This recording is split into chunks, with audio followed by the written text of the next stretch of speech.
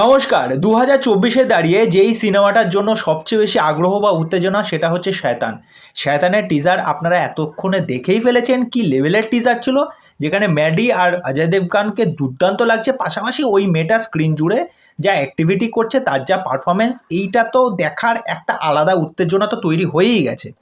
তা যাই হোক, 'শয়তানের' ফার্স্ট সং যেটা আজকে কিছুক্ষণ আগে ড্রপ আউট করা হয়, গানটা শুনলাম। গানটা বাপ লেভেলের গান ছিল। এই গানের মধ্যে যা র্যাপ আছে, গানটা লিখেছে হচ্ছে কুমার, গানটা কম্পোজ করেছে অমিত ত্রিবেদী, আর গানটা গেয়েছে হচ্ছে রফতার। রফতারের সং নিয়ে আলাদা করে কিছু বলার নেই।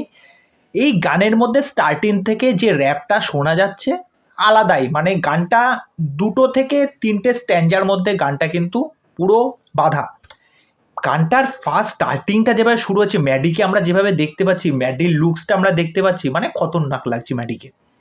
তার যে অ্যাক্টিভিটিগুলো সেটা তো মারাত্মক স্ক্রিন জুড়ে। অজয় দেবগান, তাকেও দুর্দান্ত লাগছে। গানটা কাইন্ডলি আপনাদেরকে বলবো, গানটা হেডফোনে শুনুন।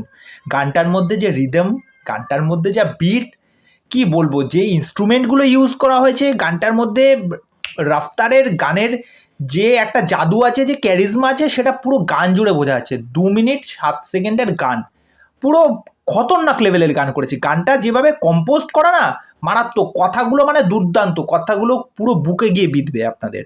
একদম লিখে দিলাম কথাগুলো। মানে আমাদের প্রত্যেকটা মানুষের মধ্যেই কিন্তু শয়তান রয়েছে। এই গানটাকে যেভাবে স্টেজ করেছে, যেভাবে দেখিয়েছে, গানটা দুর্দান্ত লেগেছে। তা গানটা আপনারা শুনুন, গানটা আমি ডেসক্রিপশনে দিয়ে দেবো। গানটা শোনার পর আপনাদের কেমন লাগলো সেটা অবশ্যই আমাকে কমেন্ট করে জানাবেন।